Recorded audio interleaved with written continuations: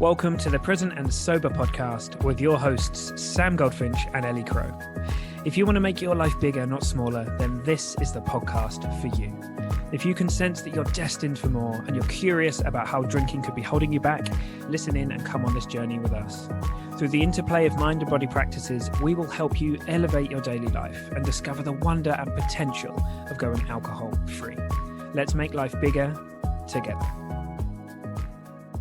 The next day, I had one of the worst hangovers I've ever had from like a mental perspective, where I was waiting for the train the next day. There was like no one else around to kind of hang out with. So I was just left alone with my own thoughts till about, 1, 2 o'clock in the afternoon. And I had to leave my Airbnb by 11. So I was just like wandering around the town, feeling sorry for myself, feeling awful. And I remember sitting by the river and just thinking, this is the only time that I feel like this, where I feel so negatively about myself. I was like, I don't want to do this anymore. Yeah. Hey team, it really is a bit different this week. That Ellie Crow, she's had something come up last minute. She's so busy, she can't make it. So you've got me. Well, you haven't got just me. You've got me and my very good pal, Mr. Luke Raymond. Now, me and Luke go way back, and what's really interesting about this is that we met in Poland and pretty much started our journey to becoming alcohol-free at around the same time. We both have our own journey to get there, but this is interesting for a couple of reasons. Well, for many, but for one, anyone who'd like to know what it was like to be my friend through some of the stuff that I was going through back then, this is a great one to tune into, because literally we were hanging out every day. We were actually working with each other every single day for a number of years. And two, Luke's story to becoming alcohol-free is a bit different in that, there's no Hollywood rock bottom.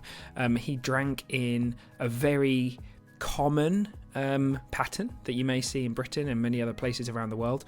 But he's got this really inspiring story of things that he's realised, and also the impact that our relationship has had on each other throughout the years. So I'm really excited to put this out there for obvious reasons. It's always nice to hang out with a good pal. And so that's it. Without further ado, I'll hand you over to me and Luke, and see you there. Hey team, right, here we are. And last minute, that Ellie Crow, she's had something come up, so she can't be here today, which means you've got a special treat. You've got me and my best mate Luke here, who has not only recently moved to Liverpool and is just down the road from me, which is epic. He also has kind of a bit of insider knowledge about my journey to become an alcohol-free, because we met back in Poland. Ultimately we're both alcohol-free now, but we've had our own journeys and we kind of were mates through the whole thing. And we've learned a lot over the last, how many years has it been? Like 7. What year was it when we met in Poland? It would have been 2013 or 14, right? Because I arrived in 2012. And you arrived the following year. So it would have been like late 2013. Yeah, it's mad. Time absolutely flies. and I know that for both of us, Poland has got a special place in our heart. We became really, I was going to say we became really close really quick, which is true. But I do believe that there's a legend about the first night you met me. You didn't say much. And I didn't know if you even liked me. Apparently I was really moody, but I think I was just in a bad mood that day for some reason. But I've never seen you in a bad mood since then. Never once have I seen you aggy or in a bad mood about anything. No, but in all seriousness, we did. And I think we got along really quickly. But also it's funny because when we first met in Poland, we were both like absolute booze hounds still. We were going out, getting, and it was so easy over there. It's so cheap. Beer is, the lowest percentage beer is like, 6%? It was, the most of their beers, their standard beers are much stronger than our standard beers, let's say. And obviously back then as well, the vodka was still a big part of the culture, when you'd go into bars and there'd be a lot of tables where it would just be like a bottle of vodka in an ice bucket and chasers. It actually doesn't happen so much anymore, but that was still a big thing back then. Yeah, that's interesting. I mean, maybe today or another day we can talk about how that kind of how that started to shift in Poland, as it is a lot of places around the world, I think, as people wake up to the truth of what's going on with booze. But in a lot of ways, the Polish drinking culture is kind of more similar to the British one than, say, Spain or some of the other places in Western Europe. I don't know. That's my thought on it. Would you kind of agree with that? The kind of way that they drink and how they socialize around it? Yeah, in the fact that it's maybe a bit more bingy, Yeah. but I having lived in Poland for a long time and then come back to England, I still think it's a bigger binge culture here than it is in Poland. Yeah, it was more like the kind of social vodka drinking thing in Poland was a big thing, but it wasn't as, let's say, kind of crazy as it can get here on the weekends. Although it still gets crazy over there with the booze. Yeah. Yeah, it's kind of, I mean, we won't get stuck on this, but it's kind of interesting me to reflect, because when you said that, the thing that came to me was like, yeah, but it's really interesting in different places, because in Poland, it's like it's much more, what's the word, normalized to say like have a pint with breakfast or something. Like if someone did that, like it's something that I think you see more, interestingly. Not everywhere, but it's something perhaps I was just noticing it more. But yeah, yeah, who knows? Anyway, so we kind of met in Poland. We were both very much on that train, and a load of stuff happened. And I'm sure there's a bunch of stupid stories and things that we could think about, and like silly shit that we did. But what really piqued my interest, and that I think a lot of the people that tune into this would be interested to know, is how we both at the same time, I think probably unconsciously, like unknowingly, started a journey towards becoming alcohol free together. We basically, I don't remember the run up to it, but we basically decided we were going to take a month off of booze, right? And it didn't have there was no like official challenge, or it wasn't like about reading This Naked Mind or any of that stuff. It was just off our own back, as I remember it. Is that your memory? Yeah, I think you probably came up with the idea. I feel like I wouldn't have come up with that idea on my own. But I'd have like a particularly boozy first year in Poland. I mean, the first night I arrived in Poland, I got absolutely obliterated and just was on the worst hangover ever the next day. But yeah, I can't remember what even led to us making that decision. I think we were just on a general health kick, weren't we? Because we were going to the gym a lot and stuff. And yeah. I think there's probably some things that we could probably make up a story about what we think was going on, in the sense that I think probably for both of us, anxiety had something to do with it. I was just racked with anxiety every single Sunday. Teaching is quite, you got to be there, and people, it's an emotional thing as well as like a professional thing. And I think that was kind of getting to me. And at the same time, I know that, I was kind of really into kind of a lot of kind of like spiritual stuff and trying to like sort my head out and feel good. And I know you were too, and we were talking about that a lot. And I think probably that and a bunch of other stuff that we're never going to be able to kind of like bring back was our reason for doing that. But I literally remember walking down the road with you, and I don't remember much about that conversation, but I said something to you, or you said something to me like, fucking hell, man, it's literally like a cloud has been lifted. And I think for the first week or two, it was probably quite tough. I probably just didn't do a lot. I really don't have that much of a memory of it, but I do remember towards the end of that month thinking, whoa, like there's like a layer of anxiety gone that I really didn't even know it was there. Like I hadn't even realized that I was living in that. So yeah, was that the same for you? Like, what do you remember from that experience? Yeah, I mean, I also definitely remember the cloud lifting thing, but I remember going out with friends and drinking like water, like sparkling water and stuff, rather than booze, and it being a thing and people talking about it. But it was such a long time ago now, I don't really remember the specifics, but I do remember like feeling great. But it's kind of no surprise given the way that I was drinking before. Yeah, when you say it was a thing, you mean, do you kind of have vague memories of people like taking the piss, or yeah, just not in a bad way, but just the standard kind of things you might get, because everyone used to drink out there all the time and stuff. So yeah, I mean, I think for anyone listening, who hasn't been in the environment around like TEFL, teaching English as a foreign language, or you know, a lot of people that are in that kind of community, it's a big drinking community. There's a lot of kind of peer pressure. There's a lot of people that are just using it as an extension to uni. There's also a lot of people that have been there for a long time. There's a lot of people, I think, as there are in many things, who are struggling a bit with mental health, and alcohol is feels like a solution to that. And there's also just a bunch of people out there having fun who are drinking because they're young, and there's a whole mixture of that stuff. And you really can go out any night of the week and find someone to drink with. So you're never short of that. You're never short of company in a bar and so, yeah, I mean, if you are somebody who does drink a lot, it's really easy to kind of hide in plain sight. And that's how I've always described it. And that definitely became true for me. Although when we first met, although I would describe my drinking as quite extreme, it hadn't taken on kind of the dark energy that it did a bit later on. And it's kind of interesting, right? Because I know that we've spoken about this, and when things started to really change for me, and I had these like crazy things going on inside of my head, you were like, mate, I had no idea that was going on. I didn't even notice. So no idea. Well, how would you like, unless somebody is like coming into work drunk or something, like clearly drunk or something like that, or not showing up for work because they're drunk, like how would you know? Because it's so normal, right? Like the very first time I met you was in the early afternoon, and you'd just arrived in Bydgoszcz, right? And you'd had a few pints already by the time we got to you. Yeah. So I think I'd had about that was 6. just like the thing. Yeah, exactly.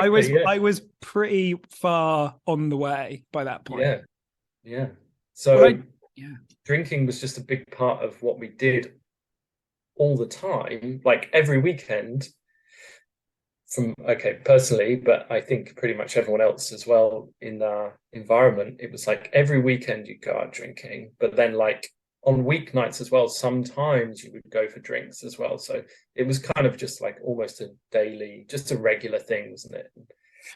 Yeah, I think wasn't anything unusual.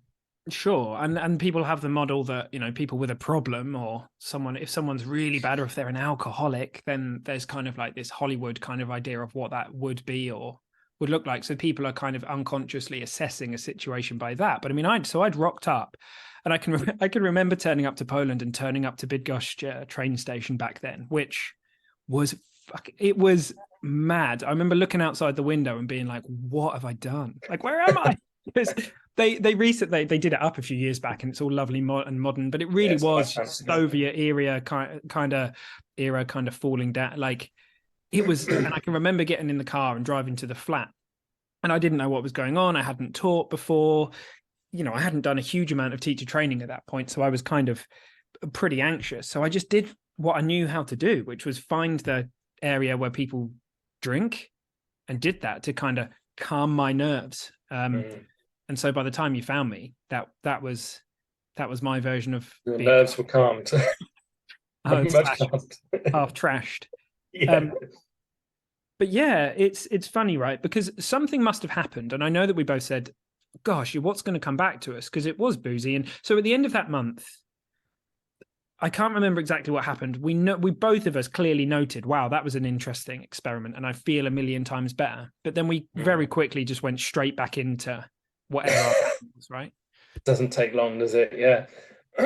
Yeah, we went straight back to it. I mean, again, I don't remember the specifics, but I know I was back to boozing every weekend after that, pretty much. So I think it must have been probably about a year later. Would it have been? I mean, like, exact timelines, I don't know. A year to 18 months after that I think what slowly started happening to me was I think when we came, you were a senior teacher, and I think then you became like the assistant director of studies, right? Before me, and then I kind of followed in your amazing footsteps. And then in the end, we both ended up we kind of like had the same job, and we kind of like, it was great. It was really, really good fun. But yeah, it was brilliant. It's a lot of responsibility. I think about 20 to 22 teachers, I think. I don't know what, when we were there, I think. Something around that. Yeah. So we were training them. We were there to kind of help them ad hoc, and we had a great amount of fun. But I think for the first time, I started doing things that I didn't think. One, I didn't think I was capable. So training groups of teachers, I had imposter syndrome to a large degree, and then we did some conferences and some great stuff. But I had anxiety and stress around that. That I was like whipping up a thought storm about it, and I think for me, alcohol started to change, and I started to come home and drink on my own a lot more, and I wasn't really using it to celebrate. I was pretty much using it to for a different reason. I don't know. For you, I feel like, I don't know, maybe I'm wrong, but I feel like you kind of carried on in your normal kind of binge drinking pattern. Yeah, mine was never like a drinking alone type thing. I basically never drank alone. And I wasn't the kind of person who'd go home in the evening and have like a glass of wine with a meal or a beer or a couple of beers, something like that. Just never did that my whole life. For me, it was always like social drinking, and particularly binging at the weekends on like a Friday and or Saturday night. Yeah, and it was always like a lot. It was quite rare that I could do like a couple of beers and stop. And then it would be beer fear and on the Monday or whatever, and just like try to recover until the next round, right? Yeah, I mean, just the hangovers every weekend, and then were horrendous. And then you kind of realize that they're extending into the week. The early part of the week is always a struggle because you're feeling rough on the weekend, and then you start to feel better by the end of the week, and then you hit the booze again. So that was pretty much the cycle. Yeah.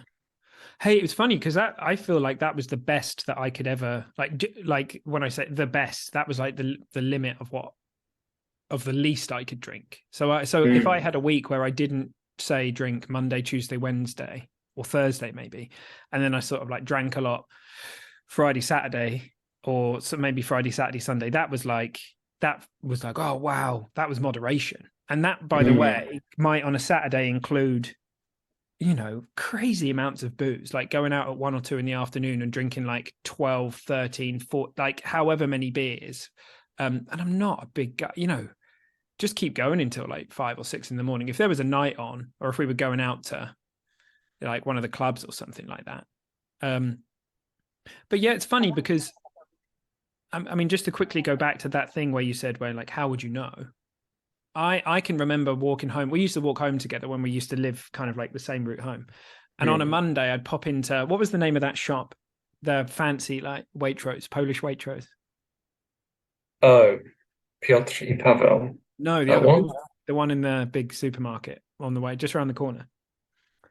I can't remember. I don't even remember. I don't remember. We used to go for a lunchtime walk around there every day, just to chill out. We used to walk around the shop. Anyway, it doesn't matter. But yeah, the name of it, it just completely escapes me. Yeah, but on a Monday night, we'd quite often pop in, and I'd grab some bits of food or whatever, and that wasn't uncommon. But I'd also grab, enough booze to sort of do the week or whatever.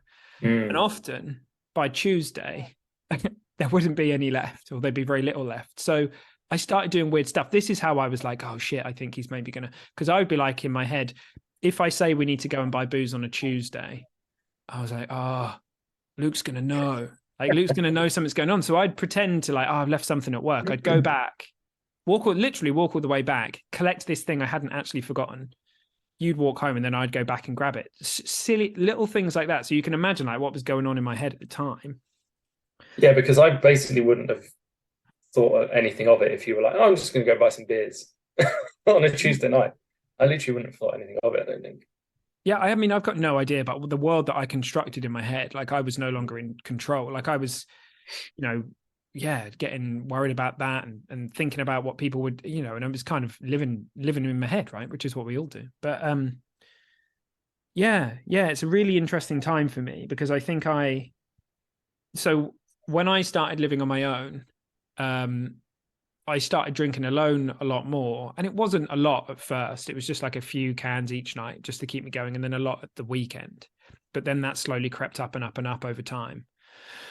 And I couldn't really put my finger on when it really started to change, but I've got a feeling that we both, well, I know for me, I know I had quite a few periods away from alcohol across that time. So I had like a 3-month period away, like a number of 1-month periods away. Did you? I can't remember whether we did those things together or not. No, I think it was just that first month that I had. And then I remember you having some time off alcohol on more than one occasion. And I don't think I ever did. I always found it hard, even just to have like a weekend off sometimes, was a challenge for me. But if I was socializing 100%, it's like almost like I couldn't not have a drink. So yeah, I didn't specifically have any time off for alcohol back then. But then I did when I moved to Spain. I lived in Spain for a year, and that was sort of the beginning of me really starting to think, maybe I don't want to do this anymore. And yeah, I had 3 months off in Spain.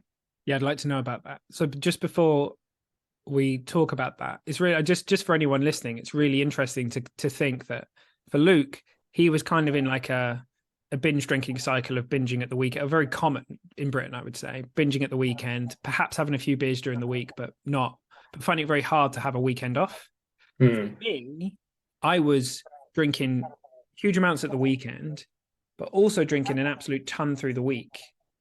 And the only way that I was finding it possible to have those times away was by making it so bad that I didn't have a choice. So I was drinking myself into an absolute state, not telling anyone about it because I was full of shame about it and had a lot of thought storm around that. And then taking a month off or 2 months off. But same for me. I was never going to take a weekend off. Just wasn't going to happen. But I could. Yeah, that was the cycle for me. So like two really different ways. Because a lot of people from the outside in looking at me would have been like, and people said it, like, why can't you just like drink less? You're either drinking crazy amounts or you're not drinking anything. Like, why not just like less? It didn't seem like a choice. Yeah, it was the same for me, really. People are like, oh, couldn't you just have like a couple of beers? I mean, there was the odd occasion when I did that, but generally speaking, I lost count of the number of times I went out for, with the specific intention of, oh, I'm only going to have 2 beers.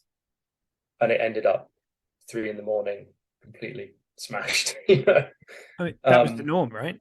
Yeah, and just because like once you've got a bit of alcohol in you, it builds up, doesn't it? And you're like, oh, now I want more. Now I want more. I mean, we know a bit more now about the cycle that it kind of puts your body through, but particularly with my anxiety and stuff and social anxiety, it's like going back for a drink every time, and also I'm just like completely crumble under any kind of peer pressure once I've got a couple of beers in me as well. Without any alcohol, it's easier to resist peer pressure, but if you've had a couple of beers and your mates say, oh, come on, just have one more, just like no question pretty much every time, just be like, yeah, okay. Yeah, I mean, the way it works for the brain and body, it's literally that, it's increasing the amount of impulse, the lack of impulse control. So, dude, I'm just going to put my headphones in because I'm hearing, hang on. I've got an echo. Can you hear me? Yeah. Awesome. Hang on a minute. Right, there we go.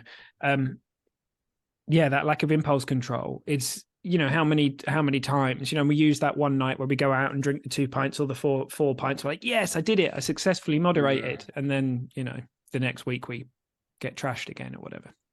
It's true. But even after to be honest, it doesn't really matter. Okay, everyone's different. So I'm not like painting everyone with the same brush here, but like from my perspective, even if I had like 2-3 beers, sometimes I just feel horrible the next day, Yeah. So actually, like the sort of the hangovers could vary quite a lot, and sometimes you'd be surprised how bad you feel off like just a few beers. So it didn't really matter in that sense. Okay, so I feel like we've had a bit of I mean, there's loads of stuff we could talk about our relationship and shared experiences, and we've had some amazing ones. We've lived together in Spain and all sorts of cool things we've done together. But I guess people have had a bit of an insight into how we got to know each other. So I'd like this bit to be a little bit more about like you. So the question that comes to me, and you mentioned about Spain and wanting to take that time away, and it may be that our relationship has an impact on this, because I know that we've spoken about how my journey has influenced yours and vice versa. But what do you think got you to a point where you made a decision to stop for a prolonged period? What was going on for you? So yeah, when we first went to Spain, I was still drinking a lot. I was getting very, very drunk. But then we were studying, right, the first couple of months. So like we were doing the non-alcoholic beer, and that was like a specific thing. It wasn't like I'm taking time off booze because I want to take time off booze. It's like I want to focus on the studies, right? And so we were drinking the non-alcoholic beers, so that was good. But then obviously after that ended, you left Spain and I stayed on, and then I was sort of meeting people and going out and partying and stuff and drinking a lot, and partly just for the kind of party side of thing, but also partly for a social anxiety thing, I'm pretty sure. And after the first couple of months there of going out and drinking, I just remember just having just the worst hangovers, but from like a mental point of view. Like I would just feel like ashamed of myself. And I didn't really even know why. Every single time I felt like I'd been an awful person or said something or done something horrible. And every single time you then meet up with your friends the next day and they're like, oh no, you were just kind of drunk having fun, whatever. Well, you didn't do anything. But the feelings I had were awful. I just felt so awful about myself pretty much every single time I got drunk. And I just didn't really like myself or like the way things were going with that. And I was just like, I want to sort of get this under control or stop this somehow. And obviously we'd had that time off booze before and we talked about booze a lot. So I kind of had it in my mind, and I think I did like 3 months off alcohol. Pretty sure it was something around like 3 months. I remember like thinking, I'm going to stop now, and then the next time I drink will be my birthday. So oh yeah, I remember that. And I was still going out. Like I remember going to like clubs and stuff till 3-4 in the morning, and with my friends and not drinking.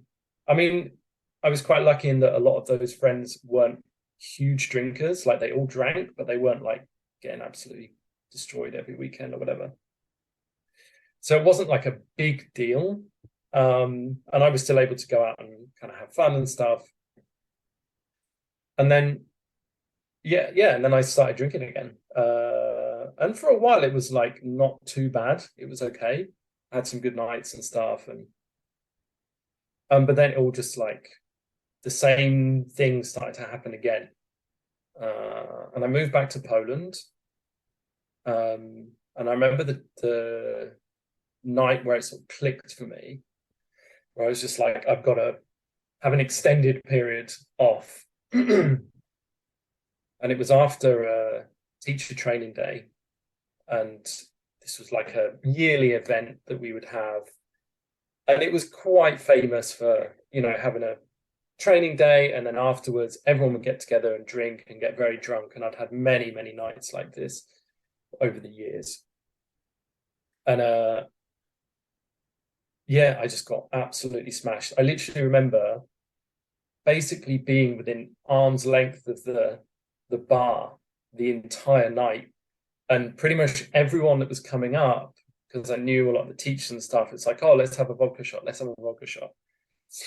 and I was so drunk, and I was staying in a town. I mean, I knew the town, but I was staying in an Airbnb that I'd never been in before, in an area of the town I didn't really know, and I had no memory of getting home whatsoever. So somehow I'd managed to make it from the center of the city out to this Airbnb, and I had no memory of it whatsoever. And I was just like, that is crazy. Like, what could have happened to me during that period? Who knows? Anyway, I did manage to make it back, so it was all right. But the next day, I had one of the worst hangovers I've ever had from like a mental perspective, where I was waiting for the train the next day. There was like no one else around to kind of hang out with. So I was just left alone with my own thoughts. till about, I don't know, 1, 2 o'clock in the afternoon. And I had to leave my Airbnb by 11. So I was just like wandering around the town, feeling sorry for myself, feeling awful. And I remember sitting by the river and just thinking, this is the only time that I feel like this, where I feel so negatively about myself. I was like, I don't want to do this anymore. Yeah. It's like, why do I keep doing this to myself? And it was then that I decided that I would have a year off the booze. And it wasn't, I think my birthday was like a couple of weeks away. So it's like, I'll drink on my birthday and then I'm going to have a year off. So yeah, it's interesting, and parallel to that. So that's super interesting, and I'm sure that for many of us, we've had quite a few of those moments on that bench. But there's often, it's like, what was it about that one? Like there's one that stands out clear as day for me, looking in the mirror in Poland, bloodshot eyes, and just thinking, you have got to stop this, mate. And I listened to a different voice for the first time, and I think by the time you went on that journey, like we hadn't lived with it, we probably hadn't seen each other for a while, but we speak a lot and hop on Zoom and stuff like that and catch up. And I think probably at that point, at least the last year in Poland, I was pretty much alcohol free. I can't remember the exact timelines of what was going on, if not completely. And so I think by then we were already having conversations, and I was kind of softly just saying, everything's a lot better. Like I have a lot less anxiety. There's a lot less of this going on. And so I think we'd had those chats. And had you read, I know that I'd recommended it to you, but did you read This Naked Mind at some point? Or did you read a couple of things? I did, yeah. I read that, and I read another, I think, Alcohol Explained. Yeah. Something else that I read. And I can't remember when I read them. I can't remember if it was when I was in Spain or when I'd moved back to Poland, but I read both of those. And just the main thing I can remember from those is the talking about like the cycle of the chemicals in your body, the way it affects your mind. And I just really identified with that cycle week on week, where you get drunk on the weekend, you feel awful through the week, and you gradually get better and better, and then you kind of peak the next weekend. It's time to drink again, and then you just go on that cycle. Yeah, and also just the cycle on the night, right? Of like going to a bar or wherever you are, having social anxiety, having that first drink. It does whatever it does to your body to kind of overcome that social anxiety, but then very quickly the anxiety comes roaring back, so you go for another drink. And that cycle was extremely familiar to me, but I hadn't really realized it before. And yeah, that was my experience of those. Because I've just remembered that when we first went to Spain, and for anyone that we basically did a really intense period of studying. It was a couple of months when in terms of teaching English as a foreign language, we decided to do something called a Delta, which is like madness for 2 months. The module that we did is properly intense. I mean, way more intense than anything I've ever done at uni. To be honest with you, it's silliness. Like it shouldn't be like that, in my opinion. It just doesn't help anybody. However, it is what it is. And it was amazing as well. I think we both proved to ourselves like what we were capable of. And so I can remember when we turned up that was, I remember I was doing a lot of yoga because yoga was planned, and and I booked my teacher training for India and stuff like that. So I kind of had my head in that, and I was alcohol free and drinking a lot of alcohol free beers. And I think maybe on one night or something, like, because that first night in Spain that we went out, I remember we went like clubbing, right? And I wasn't drinking, and you were, and I went home a bit earlier. Yeah, funny night. Yeah. Okay. So that's the kind of like pieces of that are coming back to me now. Well, your story's awesome because I know that you seeing the difference that not drinking was making to me, and the hope I hope gave you about the opportunity to like feel free and feel great about it may have had an impact. But actually, you were just looking inside yourself and figuring out things as you went along. And were there any things that stand out as like really helpful things you did over that year or whatever, where on a night out, if you had like a moment where, someone was putting the pressure on, or, were there certain things, or, how did you talk to yourself about it? What did you do? Hmm. I don't really know actually. I think it probably helped. I don't know. I don't know. I'm just not going to worry how I put this. It probably helped being around the right people. Hmm. I think like when I was in Spain, just the they were new friends basically. Those people I was hanging out with in Spain, I hadn't known them very long, so I suppose in some sense that was helpful. Although they knew that I drank like because I had gone out drinking with them. Um, there wasn't maybe that same thing that you have with like people you've been friends with for a long time who might be more uh, resistant to you giving up alcohol, but that definitely helped that they weren't really like putting loads of pressure on me to drink. They were like chill about it. And then also when I moved back to Poland, um, the people I was hanging out with as well were just well supportive really. Like rather than anything, they were because one of my friends out there, he was also cutting down on alcohol, although he wasn't like the same level. He didn't feel like I did about it, like he needed to stop or anything like that. He just wanted to cut down, and he actually had like, and still has, I think, like a 4 drink rule when he goes on a night out, and he's very good at sticking to that. So, which I never would be. He's a unicorn. There aren't many of them. Truly. So he's very good at sticking to that. But he was also just very supportive of me not drinking. So we would go out and he would have a beer and I would have a non-alcoholic beer, and it just literally wasn't a thing. So I don't know how it would have been if I was with people who maybe would have a tendency to put more peer pressure on me, or maybe encourage me to have a drink. It might have been different. But also, actually, non-alcoholic beers actually really helped me because I think, like, obviously, I don't know if you'd call it a stigma, but people are going to comment sometimes if you've got something that's like clearly a non-alcoholic drink. They're like, "Why are you not drinking?" And you have to deal with that question. In Poland, there's so many non-alcoholic beers actually now, and they don't often look like non-alcoholic beers. In England, a lot of them have like a 0.0, like they're really proud that they're non-alcoholic. Whereas a lot of the ones they sell in Poland are sort of more like craft beers. You can get them here, but just they seem to be a bit more widespread in the normal pubs out there. And so you can have a non-alcoholic beer and nobody really knows. So it doesn't cause any friction. You're still just like chilling and part of it. So I think those were the main things really, like the people that were around me and then having the non-alcoholic beer option were both really helpful things.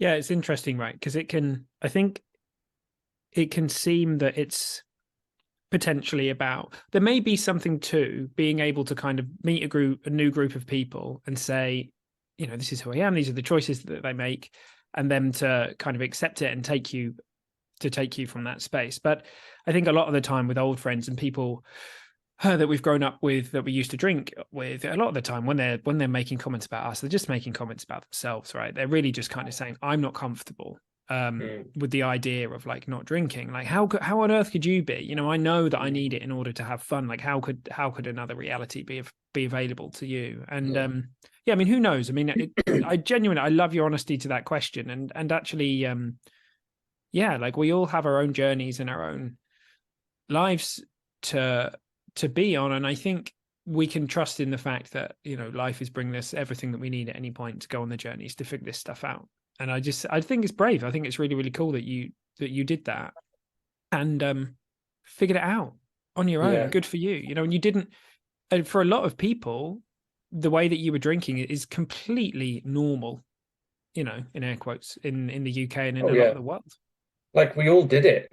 That's my kind of opinion. I wasn't alone in that. I would be going out with similar people all the time doing that. Some nights there would definitely be like I was searching for somebody to go out with to do it. But we had a good friend group and it was often the same people. But by the way, like there's not really anyone who's kind of put pressure on me to drink since I've given up drinking.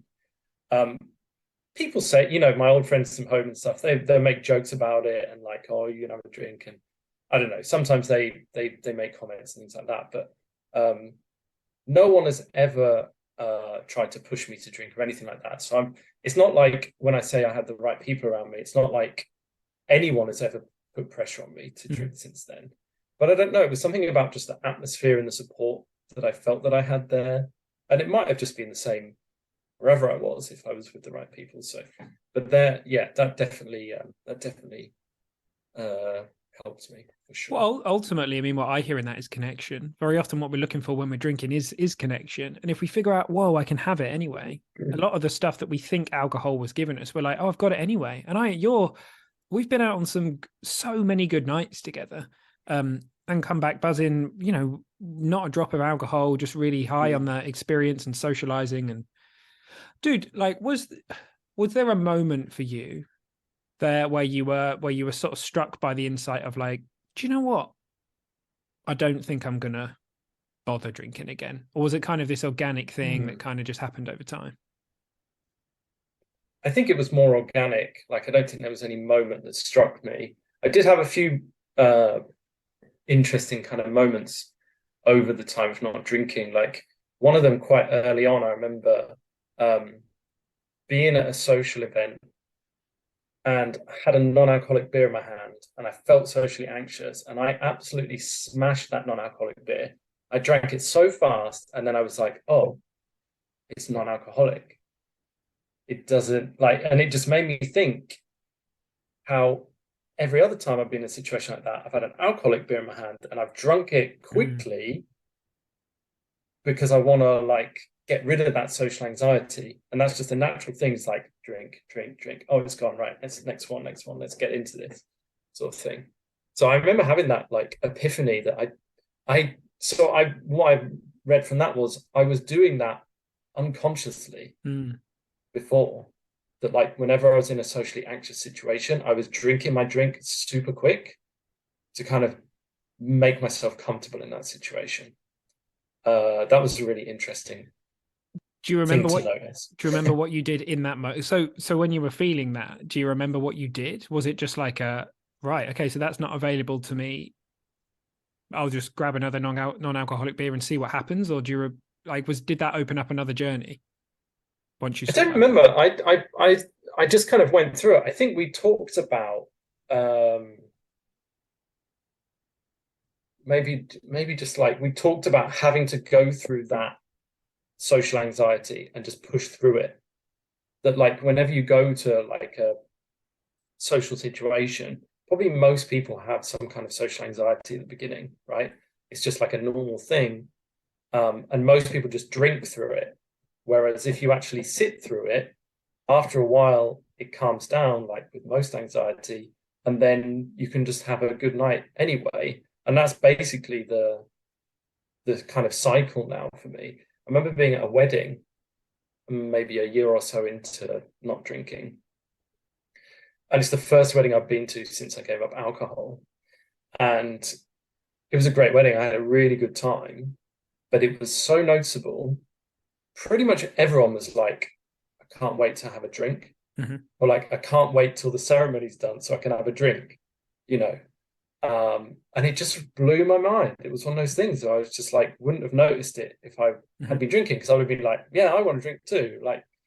Because everyone feels, a wedding, people always have a good time at weddings, but at the beginning, it's a more formal situation, maybe.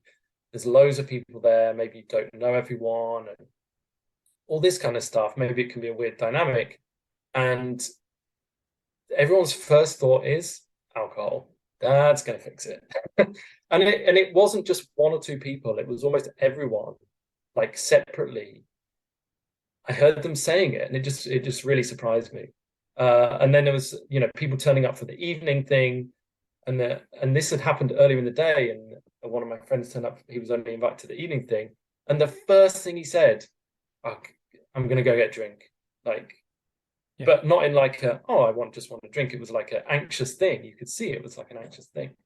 So that kind of is really interesting to me.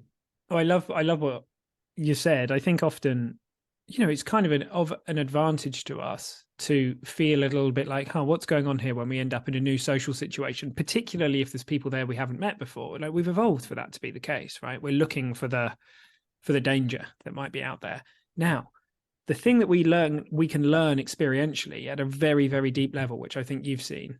So you said, 'cause it's interesting, you said is like pushing through it. I think I probably used to talk about it in that way, but the way it seems to me now is that knowing that it's totally safe to experience that, and it's not permanent, and that it's natural, and that it's, yeah, and that the interesting thing is that if you actually go through that experience, and if you start chat to other people, and there are things you can do to have a question ready, to genuinely go and get curious and practice getting curious about hearing what other people have to say, for example, takes the light off of you. There's loads of things that you can do that are practical, but actually within half an hour, 45 minutes, an hour, you start to have a really amazing experience. And something I can remember that blew my mind was when me, you, and I think it was Joe. We were out in Bydgoszcz, and we were playing some silly game. Basically, you had to you had to go up to someone random in the room that you didn't know, and you had to ask the question that someone else had given you. Yeah.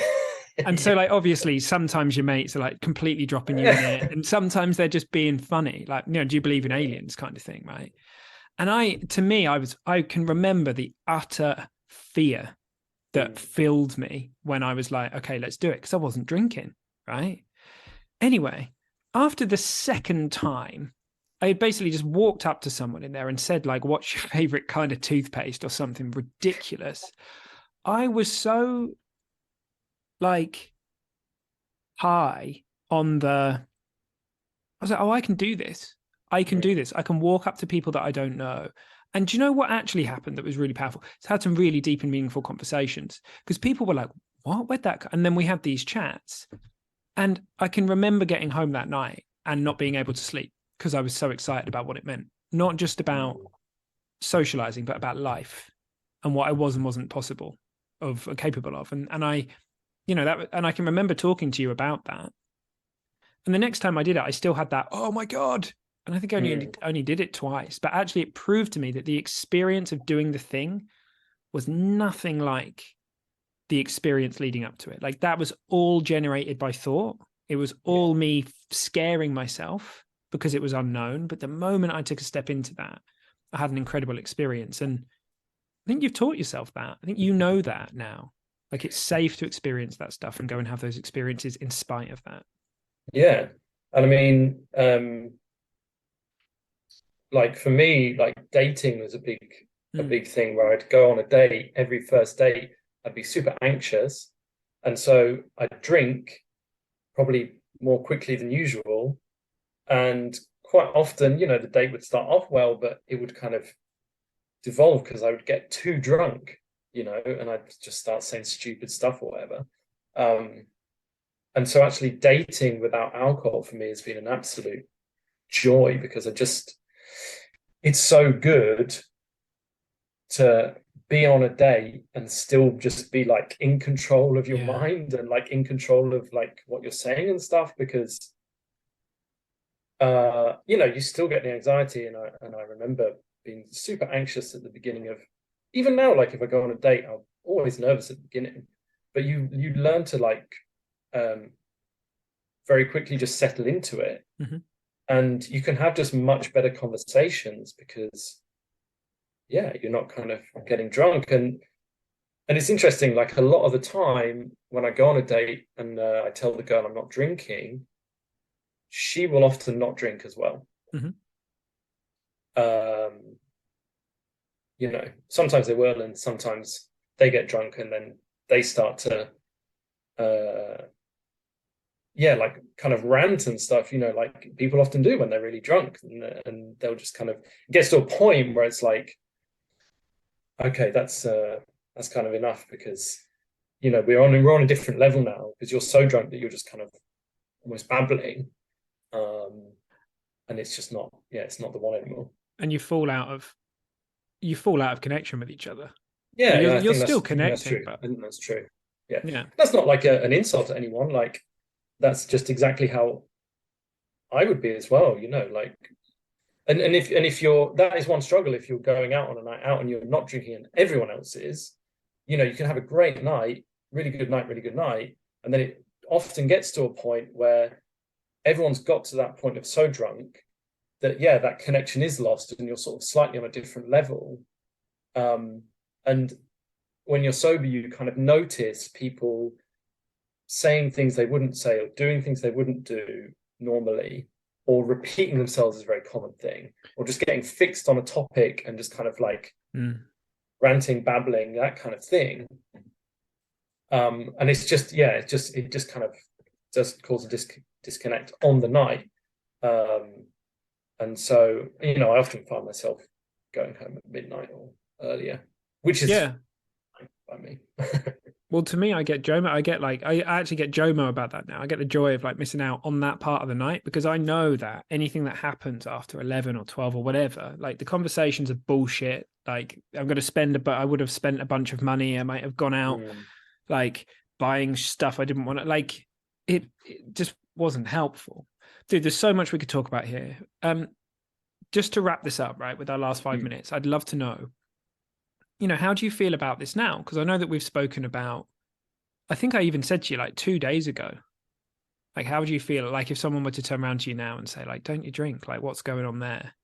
Like, what do you say? How do you feel about where you are? Yeah, I feel really good about not drinking, basically. I mean, I was on a date just the other day. I told you about this, didn't I? And she was drinking, and she was about 3 glasses of wine in, and she started to ask me about, like, oh, why don't you drink? Oh, would you never drink again? And oh, what if you were at like an occasion and there was like a champagne, whatever. And I'm not like, oh, I'm never ever going to drink again. And I'm also like, I have had like, if someone's doing a toast at a wedding and there's champagne, like I might have a little bit like sip of champagne or something, or a very, very small glass. That's happened to me like twice. But then other times there's been non-alcoholic champagne as an option, I think, just because maybe more and more people are not drinking. And so I was like, well, it's not like I'll never ever drink again, but I just don't really I don't really see a reason to now. I don't have a desire to drink now. I think maybe over the years, because it's been more than 3 years now, there's been 1 or 2 times when maybe I've gone, oh, maybe it would be nice to have a drink now, but extremely rarely. And actually, I don't really remember the last time that happened.